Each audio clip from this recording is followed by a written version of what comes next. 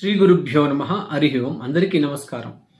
ఇప్పుడు చాలా విషయాల్లో కూడా కేతు యొక్క దోషాలు కనబడుతూ ఉంటుంది అన్నమాట చాలా జాతకాల్లో. అది ఒక గ్రహం పైన ఒకటి ఉంటుంది. అది చాలా పెద్ద సబ్జెక్ట్. అది దాన్ని ఎలా చెప్పాలంటే దాన్ని చాలా విశదీకరించాలంటే ఇట్ విల్ టేక్ టైం.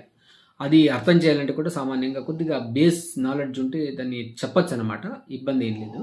అదేవిధంగా వీటి గురించి కేతు యొక్క దోషాలు పోవాలి, కేతు నుండి ఇబ్బందులు ఎదుర్కొంటూ ఉన్నాము అన్నప్పుడు ఇక్కడ ఒక చాలా మంచి పరిహారం. అది ఇంకోటి, లగ్నం నుంచి కేతు ఏ హౌస్లో ఉంటే అది దాన్ని ఒక ప్రొటెక్ట్ చేస్తూ వస్తుంది అనమాట. కేతు ఉంటే కట్ అంటాం, కేతు అంటే దాన్ని ఒక పోలీస్ లాగా దాన్ని మనము తీసుకుంటాం అనమాట. నిర్వహణ, అదొక మేనేజ్మెంట్ స్కిల్ అనమాట. అది కేతు కూడా ఇట్స్ వండర్ఫుల్ ప్లానెట్. నెగిటివ్లో ఆస్పెక్ట్ కంటే కూడా పాజిటివ్లో కూడా చాలా ఉంటుంది అనమాట.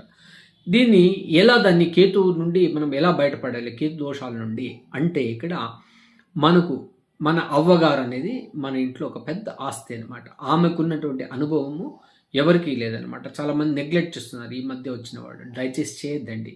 వాళ్ళ యొక్క అనుభవం చాలా ఇంపార్టెంట్. ఆ కేతు యొక్క దోషాలు పోవాలంటే వాళ్ళ యొక్క అవ్వగారితో, నాన్నమ్మ కానీ అమ్మమ్మ కానీ వీళ్ళ యొక్క అనుభవం చాలా ఇంపార్టెంట్. వాళ్ళ యొక్క ఆశీర్వాదం రెగ్యులర్గా ఎవరు తీసుకుంటుంటారో, అవ్వల యొక్క ఆశీర్వాదం ఎవరు తీసుకుంటుంటారో వాళ్ళకు కేతు యొక్క దోషాలు సంపూర్ణంగా నివృత్తి అవుతుందని మాత్రం తెలియజేస్తున్నాను. చేసి చూడండి, తర్వాత మీకు అర్థమవుతుంది. మీకు నచ్చినట్టయితే దీన్ని లైక్ చేసి సబ్స్క్రైబ్ చేసి ఫార్వర్డ్ చేయొచ్చు అనమాట. దీన్ని అలా చేయడం వల్ల ఇంకొక 10 మందికి రీచ్ అవ్వడానికి అవకాశం ఉంటుంది. చాలా సున్నితమైన విషయాలు. దీన్ని ప్రస్తావించేట్టు నాకైతే కనబడలేదు. నేను ఇప్పుడు ప్రప్రదంగా నేను ప్రస్తావిస్తున్నాను.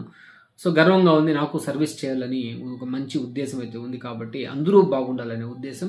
సర్వే జనా సుఖినో భవంతు, సన్మంగళాని భవంతు.